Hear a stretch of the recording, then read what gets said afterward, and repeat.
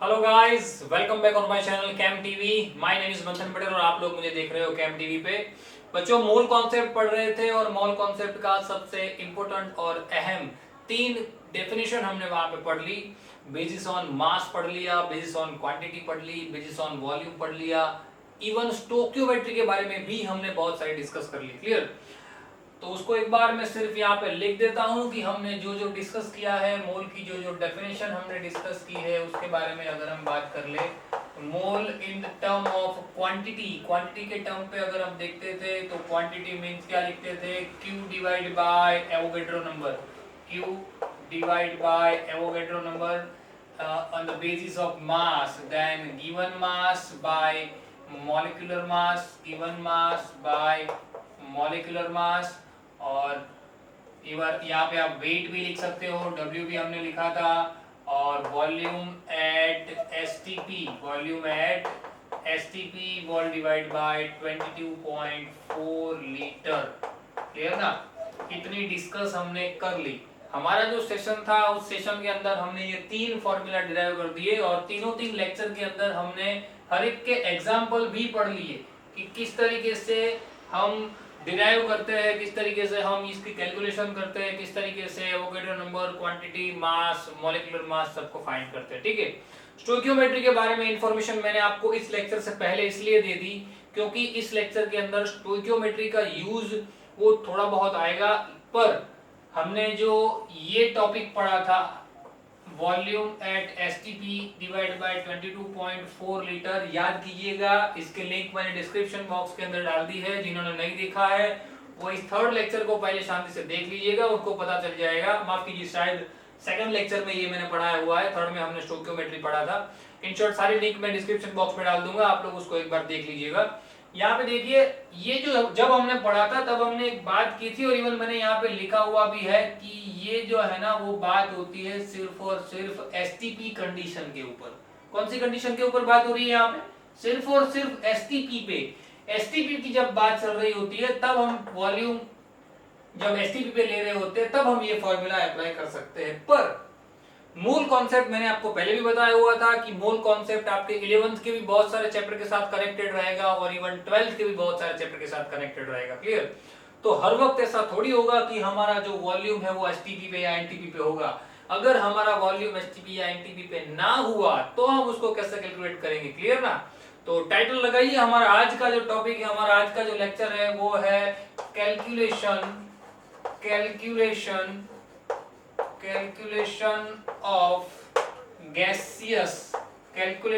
of gaseous mole without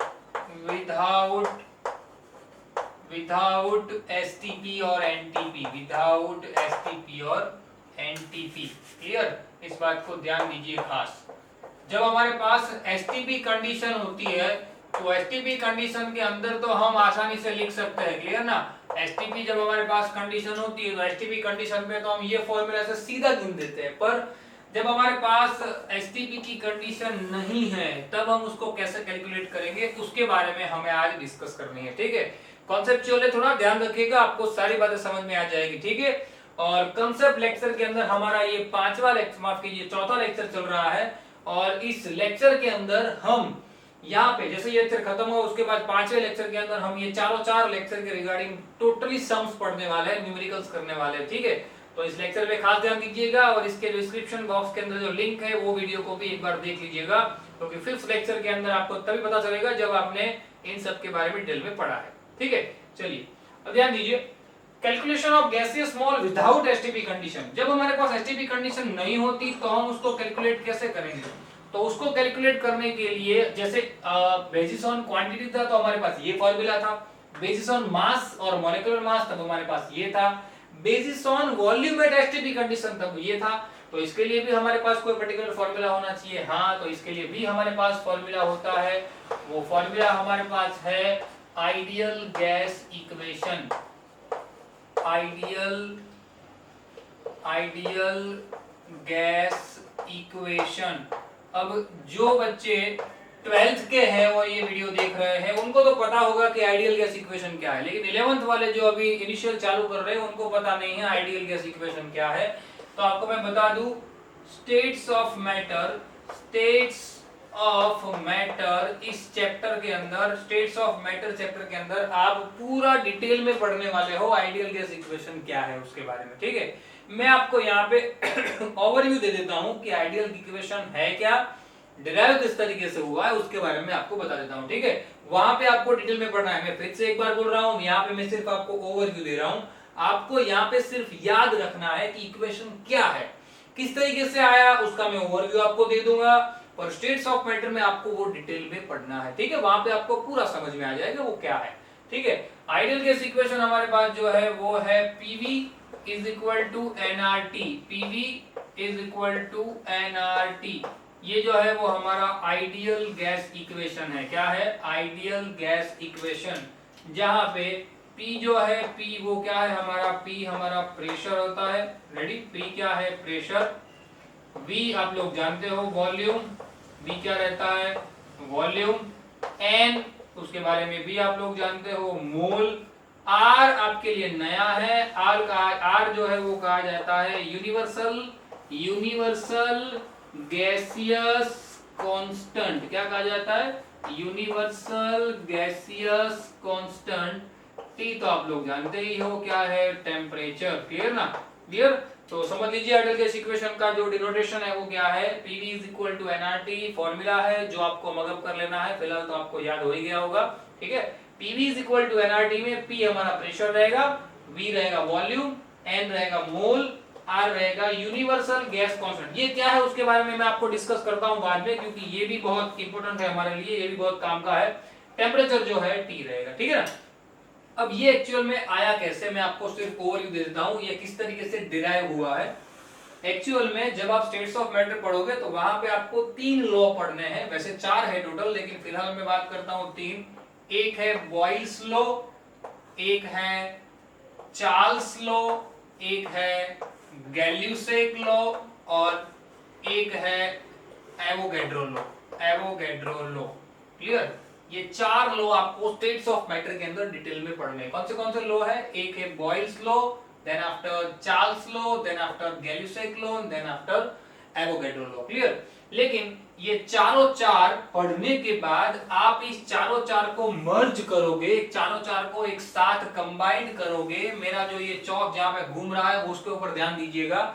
चारों चार detail में इंडिविजुअल पढ़ने के बाद जब मर्ज होगे तब ये चार्ल्स लॉ का यूज सिर्फ नहीं है, उसकी जगह पे Boyle's law, Gay Lussac law and Avogadro law, ये 3 लॉ का कॉम्बिनेशन कहा जाता है आइडियल गैस इक्वेशन। क्लियर? ये 3 गैस का कॉम्बिनेशन क्या कहा जाता है? Ideal gas equation. क्या है मैं आपको समझा देता हूं, पहले ओवरव्यू समझ में आ गया, आपको ये चीज पढ़नी है आगे जाके। ठीक है, चलिए बॉयल्स लॉ एक्चुअल में क्या है? बॉयल्स लॉ जो है वो, बॉयल्स लॉ क्या आपको कह रहा है, बॉयल्स लॉ क्या सिखाएगा? बॉयल्स लॉ के अंदर ऐसा कहा जाता है कि कोई भी टेम्परेचर, अगर आप कोई भी कंडीशन गैसेस स्टेट की पढ़ रहे हो, उसके अंदर आप डिटेल में नहीं जा रहा हूं, सिर्फ ओवरव्यू से ऊपर से समझा रहा हूं कि यहाँ पे जैसे आपने टेम्परेचर कांस्टेंट लिया है, क्या लिया है यहाँ पे आपने बॉयल्स लॉ के अंदर? टेम्परेचर को क्या कर दिया है? कांस्टेंट लिया है। टेम्परेचर को अगर आपने कांस्टेंट लिया हुआ है तो किसी भी कंटेनर के अंदर आपने टेम्परेचर को कांस्टेंट ले लिया है, जो कि बॉयल्स लॉ के अंदर होता है। बॉयल्स लॉ के अंदर टेम्परेचर ही कांस्टेंट रहता है। बॉयल्स लॉ के अंदर क्या? टेम्परेचर ही कांस्टेंट रहता है।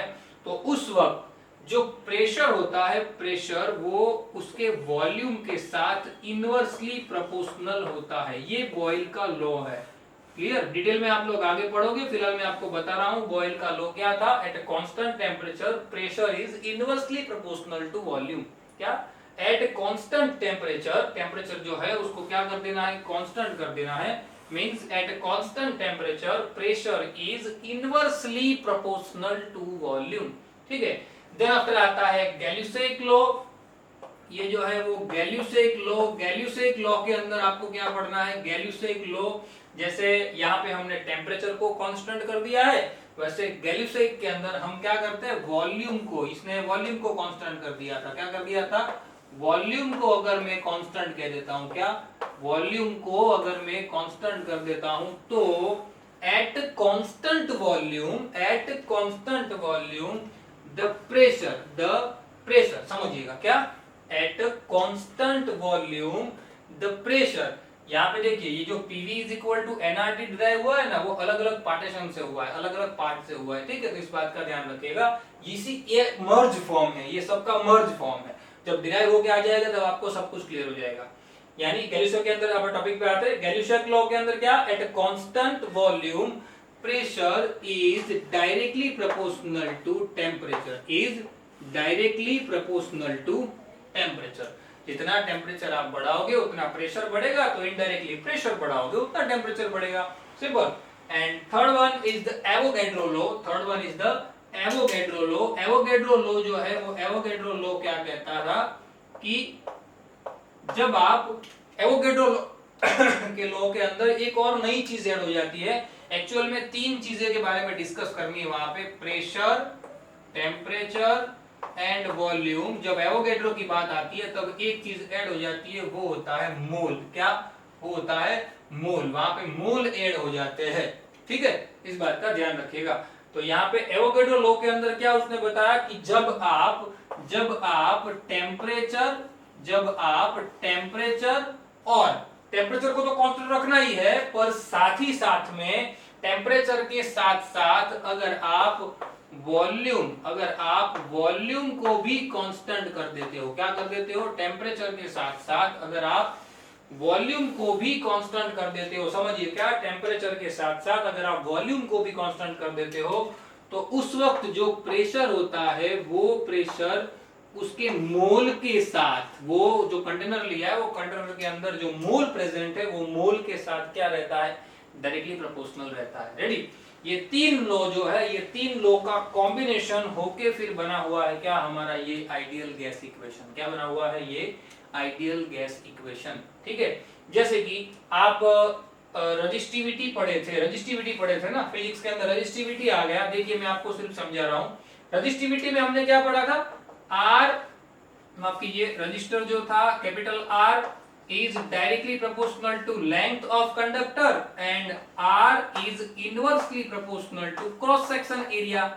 Then according to equation 1 and according to equation 2, R is directly proportional to L 1 L by A। ऐसा किया था ना, दोनों को मर्ज किया था।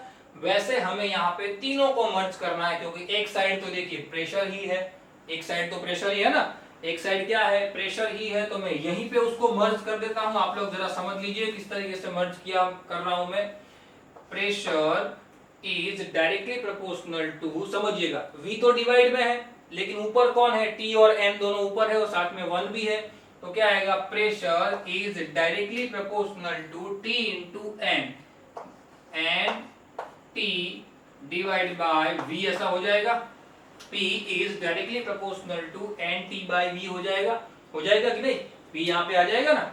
अब V को जैसे मैं यहाँ ले लेता हूँ मल्टीप्लाई, जैसे कि आपको मल्टीप्लाई करना है, पहले आपको सिखाता हूँ डायरेक्ट कि भाई आप जैसे ये प्रोपोर्शनल की साइन हटाते हो और इक्वल लगाते हो तो कांस्टेंट लगाना पड़ता है, तो आपने कोई कांस्टेंट लगा दिया इक्वल करके R, जो मैंने आपको बताया ना, R क्या है, R क्या है, यूनिवर्सल गैस कांस्टेंट। क्या है, universal gas constant. Then P is equal to R and T by V। अब इस V को आप इधर मल्टीपल कर दीजिए, क्या हो जाएगा, PV is equal to, line में लिख देता हूं, nRT, हो गया डिराइव। इस तरीके से ये तीनों का मर्ज फॉर्म,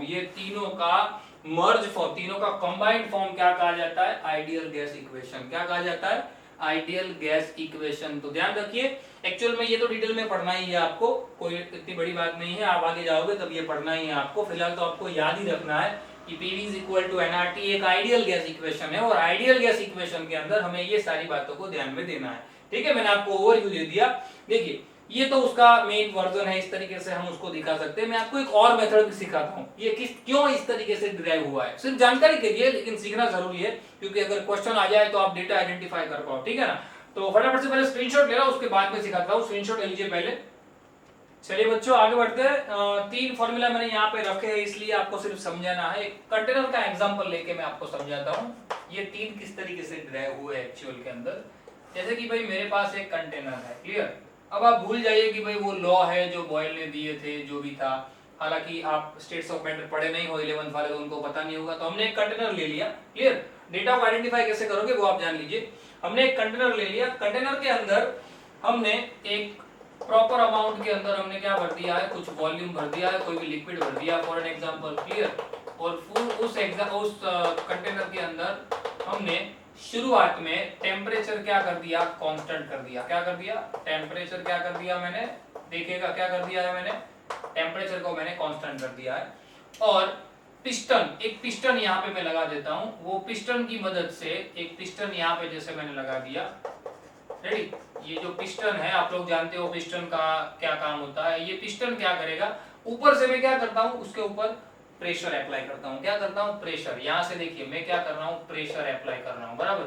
तो जैसे ही मैं प्रेशर अप्लाई करूंगा, वैसे ये जो कंटेनर का वॉल्यूम है वही वॉल्यूम हमारे फिलहाल हमारे लिक्विड का कहा जाएगा, क्लियर ना।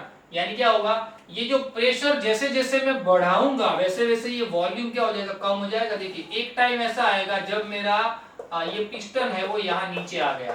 पिस्टन क्या हुआ, जैसे यहाँ पे नीचे आ गया, एक टाइम ऐसा हुआ तब ये जो है वो गैसियस यहाँ पे क्या हुआ, थोड़ा कंप्रेस हो गई।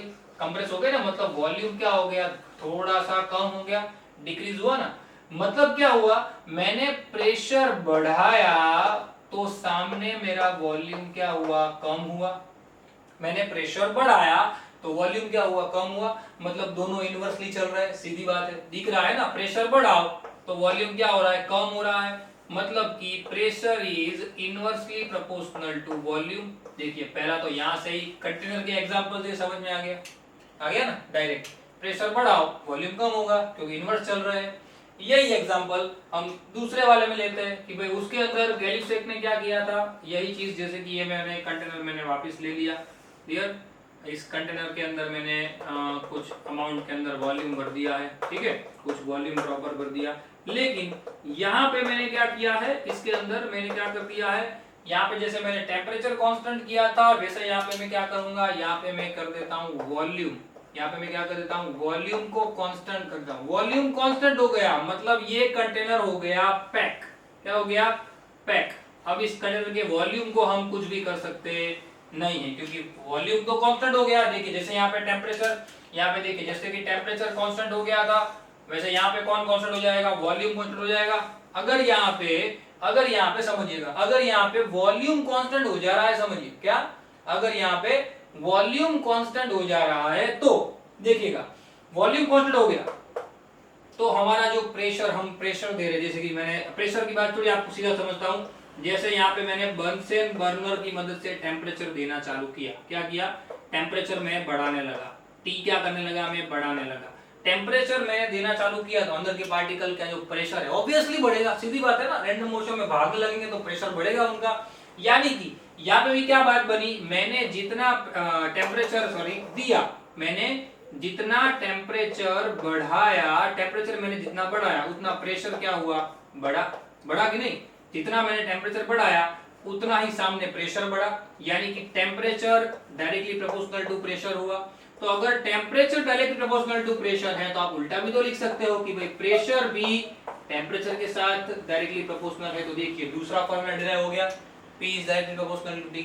क्लियर, समझ में आया बात। अगर आपको वो चीज नहीं पढ़नी है जो मैंने आपको डायरेक्टली याद रखवा दी तो उससे बेटर है आप एग्जांपल के साथ समझिए, वो तो आपको सीधा दिमाग में बैठ जाएगा। तीसरी कंडीशन मैं यहाँ पे ले लेता हूँ, चलिए यहीं पे ले लेता हूँ। तीसरी कंडीशन मैंने एक यहाँ पे एक और मैंने कंटेनर बना दिया जिसके अंदर मैंने फिक्स्ड अमाउंट के अंदर कुछ वॉल्यूम को भर दिया, रेडी। और एवोगैड्रो लॉ के हिसाब से जो उसने कहा था कि मैंने क्या कर दिया था, टेम्परेचर को कांस्टेंट ले लिया था और साथ में वॉल्यूम को भी कांस्टेंट ले लिया था। मतलब कि मैंने क्या किया यहाँ पे, टेम्परेचर एंड वॉल्यूम दोनों को क्या कर दिया, कांस्टेंट। टेम्परेचर वॉल्यूम दोनों को कांस्टेंट कर दिया तो समझिए मैं कोई बाहर से कोई नया गैसियस उसके अंदर ऐड करूंगा, मतलब कि मैं कोई नए मोल डालूंगा, मैं कोई नए मोल उसके अंदर डालूंगा, कोई नया मोल बाहर से मैं उसके अंदर ऐड करूंगा तो इसके अंदर का जो प्रेशर है वो प्रेशर क्या करेगा, ऑलवेज बढ़ेगा ना, सीधी बात है। नंबर ऑफ मोल्स बढ़ेंगे तो नंबर ऑफ प्रेशर बढ़ेगा, सीधी बात। बहुत सारे मॉलिक्यूल एक दूसरे के साथ कोलिजन करेंगे और प्रेशर क्या होता जाएगा, बढ़ता जाएगा। यानी कि यहाँ पे भी क्या हुआ, pressure is directly proportional to mole. Clear ना? जितना प्रेशर बढ़ाते हो, सॉरी जितना मोल बढ़ाते हो उतना प्रेशर बढ़ता है। उल्टा भी लिख सकते हो, मैंने डायरेक्ट लिख दिया है, जगह नहीं है। Pressure is directly proportional to mole, simple. तो ये तीन फॉर्मूला आप ऐसे भी याद रख सकते हो, ऐसे भी डिराइव हुआ है, ऐसे भी आप लोग इस फॉर्मूला को याद रख सकते हो, ठीक है, याद रखिएगा खास। तो इन शॉर्ट ओवरऑल हमें याद रखना है हमारा जो आइडियल गैस इक्वेशन है, क्या हमारा जो आइडियल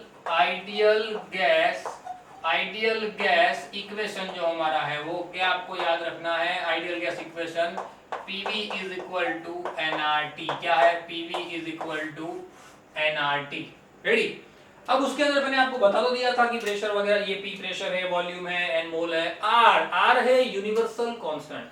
बाकी सारी वैल्यू तो आपको क्वेश्चन के अंदर दी होती है। प्रेशर दिया होता है, वॉल्यूम दिया होता है, मोल दिया होता है, टेम्परेचर दिया होता है, क्लियर ना? और कोई एक चीज मिसिंग होती है, सॉरी। और R की वैल्यू तो कांस्टेंट है, तो कांस्टेंट की वैल्यू तो फिक्स रहती है, ठीक है। तो वो R की वैल्यू मैं आपको अभी डिराइव करना सिर्फ नॉर्मल सिखा रहा हूं। स्टेट्स ऑफ मैटर के अंदर आपको वो डिटेल में सीखना है। अलग अलग 5 डिफरेंट यूनिट के अंदर R की वैल्यू डिराइव होती है। मैं आपको फिलहाल सिर्फ 2 सिखा रहा हूं, किस तरीके से वो आई वो एक में ही सिखाऊंगा, एक आप डायरेक्टली याद रख लीजिएगा, ठीक है, फिलहाल के लिए, क्योंकि अभी उसका कुछ काम है नहीं। सिर्फ वैल्यू ऑफ R ऐसा टाइटल लगाइए, universal gas constant, R in the sense universal gas constant. देखिए PV is equal to nRT में सबसे पहले R को सब्जेक्ट बनाइए। मैंने देखिए R को सब्जेक्ट बना दिया, सिंपल। देखिए क्या कर दिया मैंने, R को सब्जेक्ट बना दिया। R सब्जेक्ट बन गया, उसके बाद हमारा फॉर्मूला बन गया PV बाय NT। क्या फॉर्मूला बन गया? PV by NT। Ready? PV by NT। अब हम इसका यूनिट डिराइव कर रहे हैं, समझिएगा। हम विदाउट एसटीपी पे बात कर रहे हैं, तो कोई भी टेम्परेचर हो सकता है, कुछ भी हो सकता है, लेकिन हम प्रॉपर आर की वैल्यू डिराइव कर रहे हैं। तो जैसे मैं हर एक सामने वाले हर एक एंटिटीज को प्रॉपर यूनिट के साथ लूं, मैंने जैसे कि प्रेशर ले लिया 1 एटमॉस्फेयर, यानी कि 1 atm प्रेशर ले लिया। मैंने वॉल्यूम ले लिया 1 लीटर। क्या ले लिया मैंने? वॉल्यूम ले लिया 1 लीटर।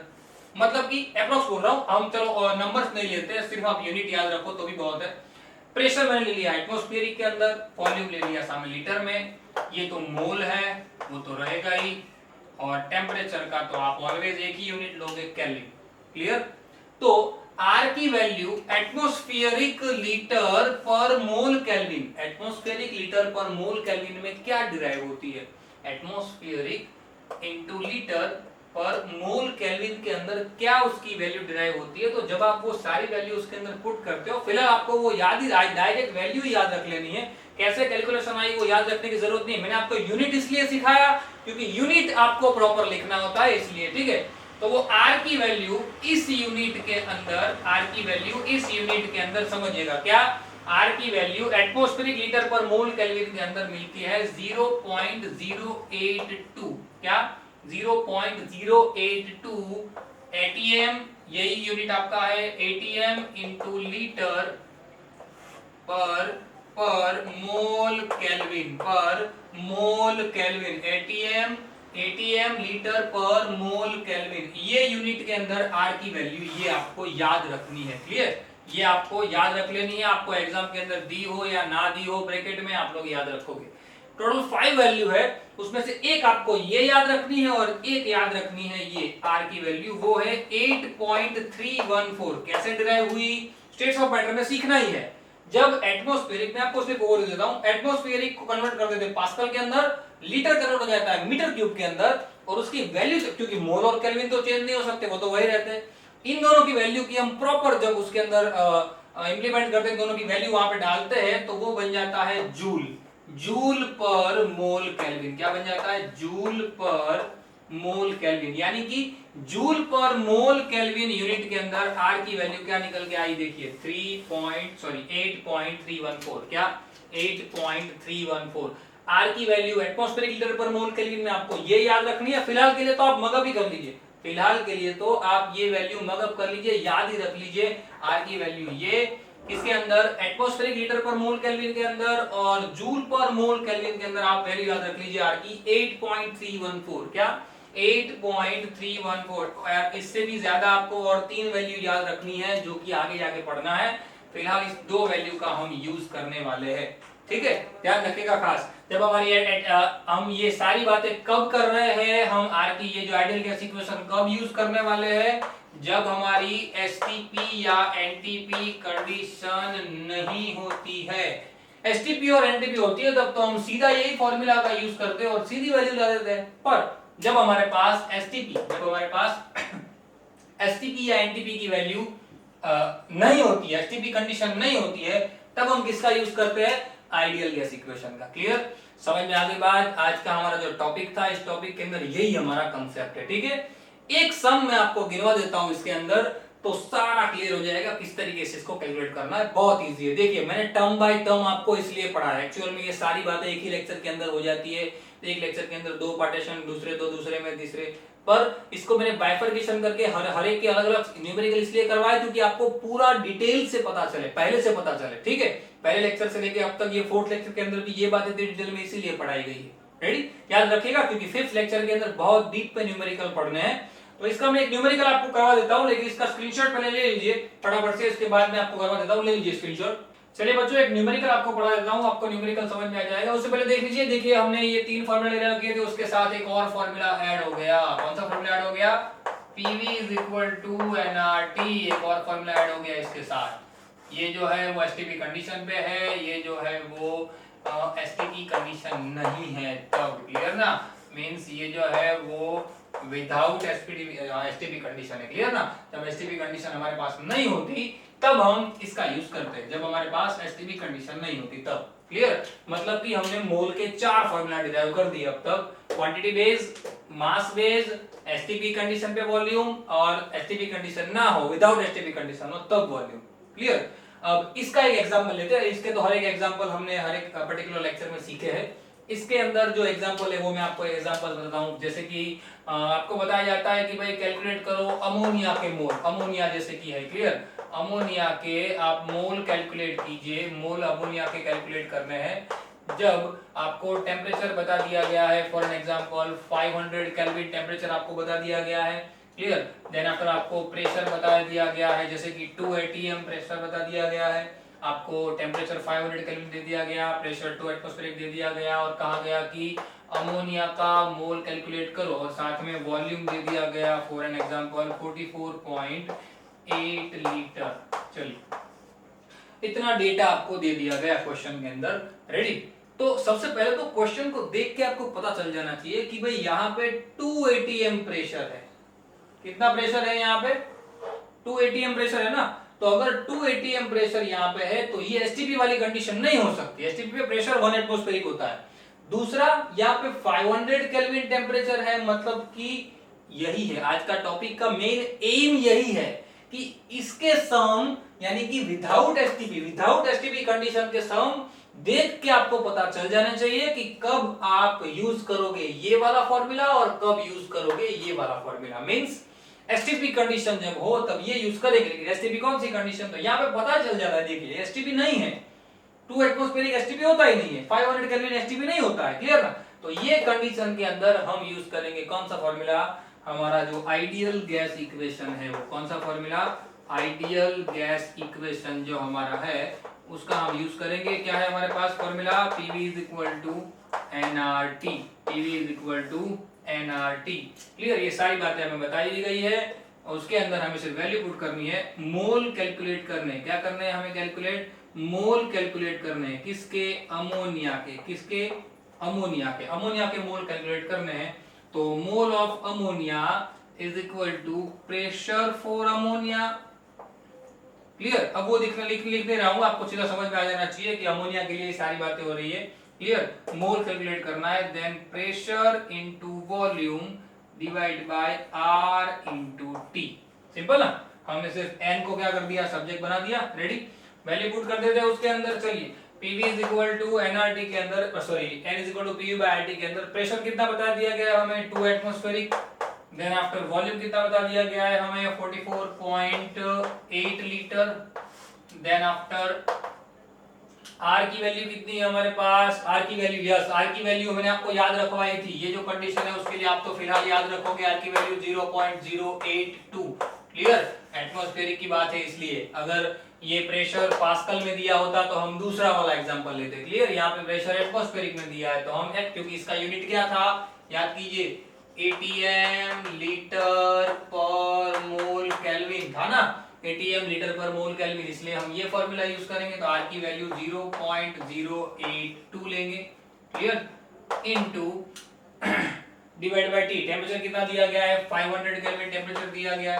क्लियर, अब इसको कैलकुलेट करो। देखो सबसे पहले कैलकुलेट करने से पहले उनकी जो वैल्यू है, क्लियर, उनकी जो वैल्यू है वो वैल्यू देख लीजिए, समझ लीजिए कि इसका यूनिट देखिए, एटमॉस्फेरिक ये जो है 44.8 वो लीटर में दिया हुआ है। अब ये जो डिराइव हुआ वो एक्चुअल में किस में डिराइव हुआ है, एटमॉस्फेरिक पर लीटर में, ये एटमॉस्फेरिक पर लीटर में डिराइव हुआ है। क्लियर ना, देखिए माफ कीजिए, एटमॉस्फेरिक पर मोल केल्विन में डिराइव हुआ है। और 500 जो हमें दिया हुआ है वो तो हमारा टेम्परेचर यानी कि केल्विन है।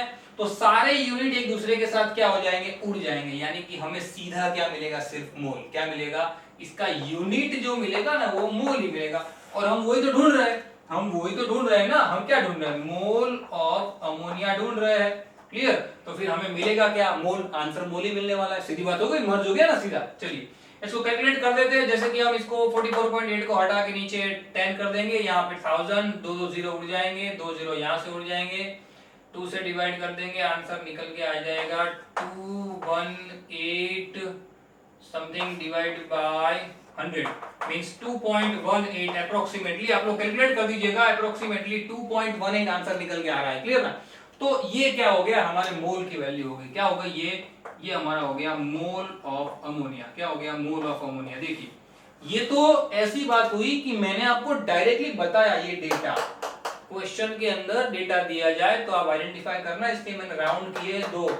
क्लियर, की कौन सी कंडीशन के अंदर आपको मोल कैलकुलेट करने के लिए कहा गया है, और वो कंडीशन हमारी एसटीपी वाली है या तो एसटीपी वाली नहीं है। ठीक है, ध्यान रखिएगा खास। सबसे इंपॉर्टेंट बात जो हर वक्त मैं आपको बताता हूं कि आज के लेक्चर में आपने जो भी पढ़ा उसको खुद से नोट्स बनाइए, खुद से लिखने की ट्राई कीजिए, क्योंकि मटेरियल बहुत सारी जगह पे अवेलेबल होगा मार्केट के अंदर, लेकिन आपने जो नोट्स खुद से बनाई है, जो कंसेप्ट आपने सीखा है, वही कंसेप्ट आपको जेडब्ल्यू के क्वेश्चन क्रैक करने में या कोई भी एमसीक्यू क्रैक करने में बहुत ज्यादा काम में आएगा। ठीक है, और एक बात, ये जो हमारे वीडियोस है वो उन बच्चों तक शेयर करो जो ये सारी चीजें अफोर्ड नहीं कर पा रहे हैं। फिलहाल की कंडीशन के अंदर ये सारी बातें उन तक पहुंचाइए, ये हमारे लिंक है उन तक शेयर कीजिए, और अगर आपने भी सब्सक्राइब नहीं किया है तो आप लोग भी सब्सक्राइब कर दीजिए। ठीक है, क्योंकि आपके लिए मैं बहुत सारा मोल कांसेप्ट के साथ बहुत सारे दूसरे भी कांसेप्ट लेके आने वाला हूं जो जेडब्ल्यू नीट के लिए बहुत इंपॉर्टेंस रखेगा। ठीक है, मिलते हैं अगले लेक्चर के अंदर। Till then, thanks a lot.